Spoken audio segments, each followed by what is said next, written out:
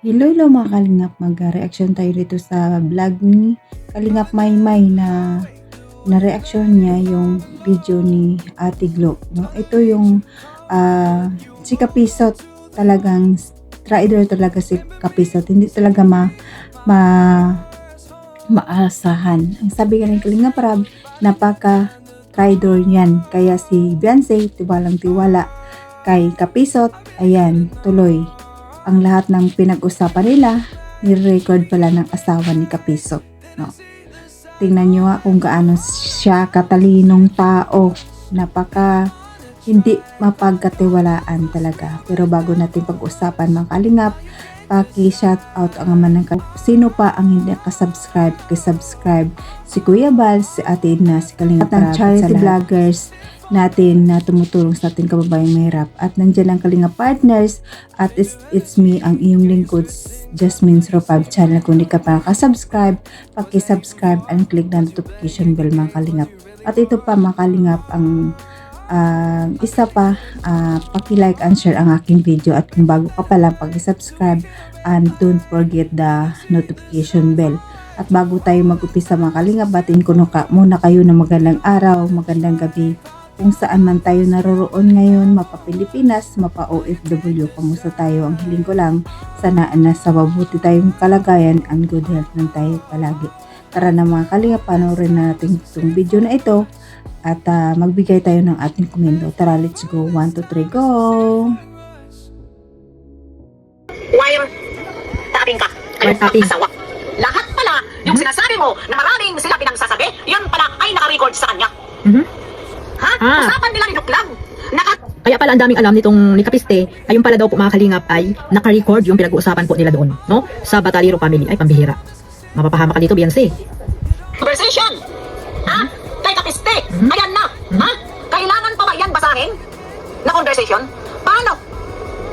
Kung makarating yan kay Madam Maria, na conversation nyo, binabasa mo sa live mo, dapat private nyo yan. Hindi mo idadamay. Ha? Hindi mo idamay si Madam Maria.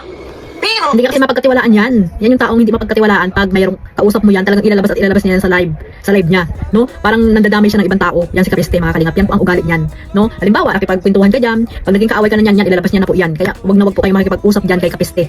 No, wag na wag po kayo makikipag-usap diyan yung mga sponsor na halimbawa galit kayo sa Kalingap na hindi naman kayo inaano ng Kalingap, at kung ano-ano sasabihin niyo diyan kay Kapiste. Naku po. Ilalabas at ilalabas po ni Kapiste po yan, yung mga pinag-uusapan ninyo na yan. Katulad dito, ito yung nireaction na ni Ate Bibi po mga Kalingap, dahil nga sila po ay nag-away-away na, no? Team Guwapa, ayan. Pero alam ko naman po mga Kalingap na itong sila Ate Bibi ay talagang galit po dyan kay Kapiste, no? Hindi natin alam kung bakit itong Batalero Family ay pinapasok yan sa bahay nila, no? Ang ginawa nga po daw umano ay nag-record daw po ng mga pinag-uusapan nila mga Kalingap. Ito, pakinggan natin po. pinasali mo sa kaistresan mo. Yan ang katotohanan. At ito pa, Yan. ha? Mga kaduklat. Grabe ang ginawa niya kung sa dait. Lahat pala na pinag-uusapan nila, naka-record pala ng asawa niyang bundak. Oo. Kaya nakalagay. Ibig sabihin yung nag-uusap si Kapiste, tapos yung ay pinagplanuhan nila mag-asawa yan. Kaya sumama itong yung asawa niya, pala siya yung taga-record na wala silang alam. O di ba? Matalino mga Kalingap. Bakit ganun? No? Traidor ang datingan mga Kalingap. Walang kaalam-alam yung mga nag-uusap. No, si Kapiste, tapos may mga kausap siya, yung asawa niya sa tabi, kunwari nakikipag-usap pero naka-open yung cellphone at nagre-record ng mga pinag-uusapan. Ay, grabe saklap nito mga Kalingap. Hindi maganda po ito, no? Hindi maganda po, lalo na po kay Beyonce, na alam natin na nag-aaral po yan, no? Kung yan ba ay nakikisali-sali doon sa mga pinag-uusapan ng mga matatanda, ay naku po, lalabas at lalabas po kung ano man ang mga kanilang pinag-uusapan, di ba? Lalo pag nagipit na po yan si Kapiste, naku.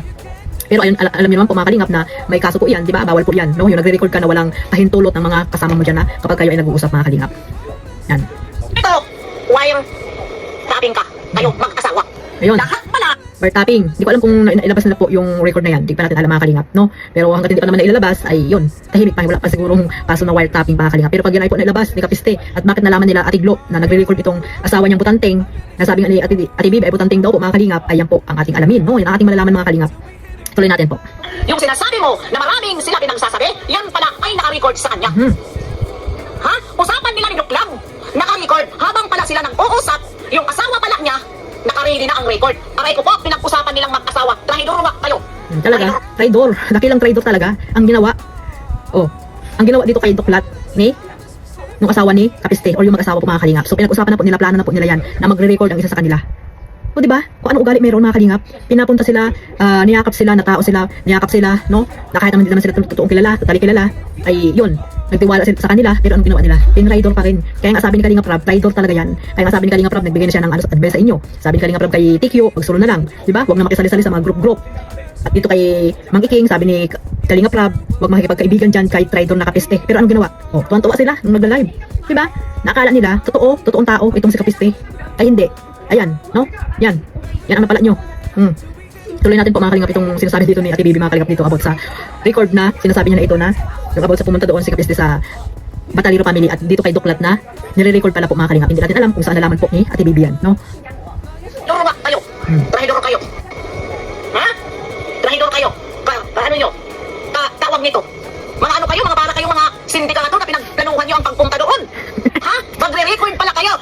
Sa nakapiste. Nagre-record. Sa nakapiste dyan. Ayan o. Naka-record. Lahat na pinagsasabi dahil lumabas sa bunganga niya. Ha? Ang sabi niya, taka ka pala, Dok eh. Hindi mo alam, habang nag-uusap tayo doon, naka-record ka na ni Mrs. Naku po, walang maitatago pala dito sa mag-asawang kapiste itong si Mang Iking. Mali natin, yun nga, hindi lang kayo Mang Iking sa Bataliro, di ba? Pag nag-uusap sila, malamang naka-record din yan. Naka-record din yan mga kalingap. So ano ngayon, maapektuhan dito si TQ pag nalaman niya ito, no? Kung maapektuhan pa, no? Itong Bataliro family. Dagdag na naman yan sa kanilang mga kaisipan, no? Nagtiwala sila dito kay kapiste. Tapos yan, anong nangyari mga kalingap? No, anong nangyari? Nakurin niyo, nakuha yung kanyang sinabi sa live ni Marzano. Ha? Kaya, humanda kayo na nandyan kay kapiste. Ganon! Yan, katrahidor. Na kapiste na yan, na pinagkakatiwalaan ninyo. Ha? Ganon kapiste na lang pati siguro. So, ayun makalingap, napanood nyo naman ang video na sa sinasabi nila Ate Glo at ni Kalingap Maymay, diba? Pakisupport ang kanilang channel mga kalingap. At dito, ang sabi nila, napaka-traidor talaga ni Kapisot. Talaga naman ni Kapiste. Kapiste naman talaga siya eh.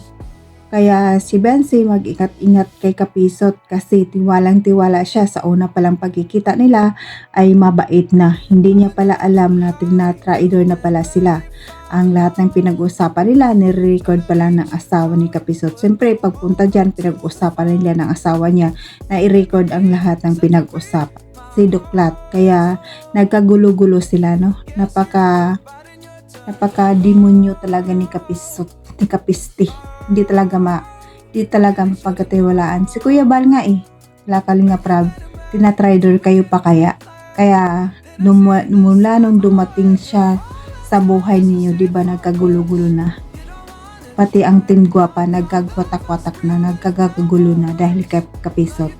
Kasi tiwalang-tiwala eh, sa isang araw lang maniwala ka, pumunta sa bahay niyo, papasokin mo. Tiwala ka agad na mabait ang isang tao. Siyempre sa unang kita niyo pala mabait yung tao na yan. Wala na yung masabi. Pero kalauna na, dyan mo na makikita kung anong tunoy ng ugali talaga. Sabi nga ahas, di ba? Pinapasok mo na sa bahay mo. Di mo pala alam, tinitira ka rin pala. Yung tingnan na nangyari sa inyo ngayon. Di ba? Delikado yan. Pag ilabas niya yan sa social media ang lahat ng pinag-usapan nyo. Kayo ang talo. Kung sa bagay, bawal naman talaga yan kasi walang pahintulot na i-record. Bakit mo ni-record? Diba? No?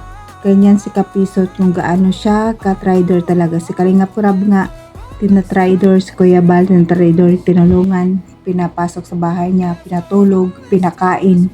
Ano ang ginawa? Diba, traidor? Ngayon tinitira niya. Kahit sabihin niya hari si Kuya Bal. Tama naman, hari naman talaga si Kuya Bal eh. Diba? Siya. Si Kuya Bal, si Kalinga Prab, marami na nagawa. Siya, may ginagawa ba siya? Marami siyang nagawang pang luloko dyan, pang bubuli sa mga kalingap.